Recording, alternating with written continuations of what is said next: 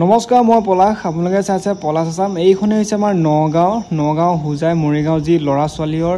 পুলিচৰ ইণ্টাৰভিউ আছে PSC আৰু অহা কাইলৈ ছোৱালীসকলৰ আছে তোমালোকক অকমান আমাৰ নগাঁও পুলিচ গ্ৰাউণ্ডৰ নক্সাটো দেখাইছো কেনেকুৱা টাইপৰ কোড কি আছে মই বহিতে আঁকি পেলাই তোমালোকক দেখাই দিছো আৰু এইটো হৈছে ৰাস্তাটো এইটো আমাৰ নগাঁও যি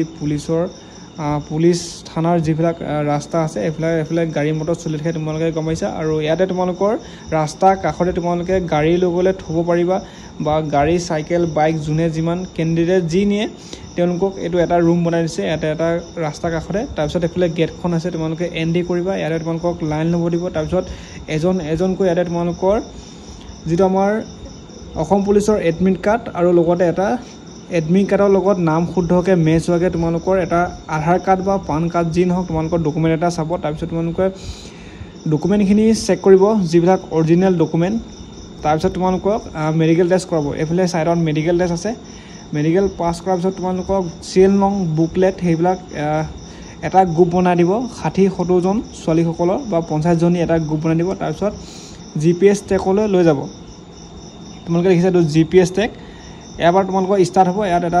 ইয়াত কেমেৰা আছে সেন্সৰ আছে আৰু এটো কেমেৰা ঘৰ হয় ইয়াতে তোমালোকৰ জিপিএছৰ কাম কৰি থাকিব আৰু যেতিয়া এনেকে এজনী দুজনী এনেকে লাইন লব দিব তোমালোকে ইয়াৰ পৰা ষ্টাৰ্ট কৰিব লাগিব আৰু এপাকত তোমালোকৰ 320 মিটাৰ আছে এপাকত যেহেতু এপাকত 320 মিটাৰ হলে 1600 মিটাৰ পাঁচ পাক মাৰিব লাগিব আৰু ষ্টাৰ্টিং পইণ্ট ইয়াত তোমালোকৰ এই সিন পাত দেখিছা এই সিন পাত যেতিয়া ক্ৰস কৰিবা তেতিয়া তোমালোকৰ যে দুটা জিপিএছ আৰু ইয়াৰ কেমেৰা থাকিব কেমেৰাই কাম দিব তোমালোকে ইমান খৰধ কৰিব নালাগে যেতিয়া ষ্টাৰ্ট গো বুলি ক'ব তোমালোকে ইমান খৰধ কৰিব নালাগে তোমালোকে যেতিয়া এই সিন পাত পাৰ হৈ যাবা জিপিএছ তোমালোকৰ টাইমটো কাউন্ট কৰিব আৰু যেহেতু সকলো ছোৱালীখিনিৰ টাইম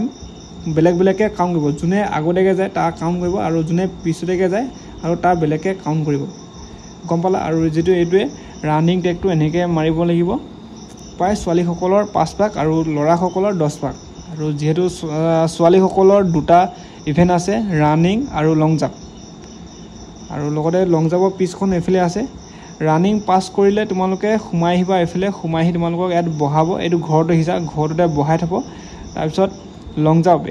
জাম্প ৰানিং টেক আৰু এইটো লেন্ডিং পইণ্ট এবাৰ লং জাম্প মানে এই সিন পাতত তোমালোকৰ এটুকুৰা কাট আছে আৰু ইয়াতে জিপিএছৰ সেন্সৰ আছে তোমালোকৰ এইটো জুখিব নিশ্চয় গম পাইছা এবাৰ লং জাম্প পিছখন বহুত ভালকৈ বনাইছে আৰু লগতে ছোৱালীসকলৰ অনলি ৰানিং আৰু লং জাম্প আৰু যেহেতু আমাৰ ল'ৰা লং জাম্পৰ পিছত এবিট চিনাপ আছে এপাত চিনাপাত ইফালে দিয়া আছে চিনাপাত 14টা মাৰিলে এক্সিলেন্ট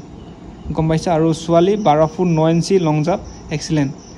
আৰু এইটোৱে ৰানিং টেকটো তাৰপিছত এফালে তোমালোকৰ ইয়াতে লং জাম্প পাস কৰাৰ পিছত এইবিলাক কিবা কিবি ডকুমেন্ট ইয়াতে দিব তাৰপিছত যোনসকলে বা যদি কিবা কাৰণত ৰানিং ফেল হয় তোমালোকৰ ইফালে এটা ঘৰ আছে এই ঘৰটোতে বহাই থব ৰানিং যদি ফেল কৰে ঘৰটোতে বহাই থব আৰু পাস কৰা সকলোকো ইফালে সাইডত বহাই থব কাৰণ শেষৰ যিখন আমাৰ ডকুমেন্ট দিব সেইখন যেহেতু দিব ইফালে বহাই থব এইটো আছিল এটা সৰু সুৰা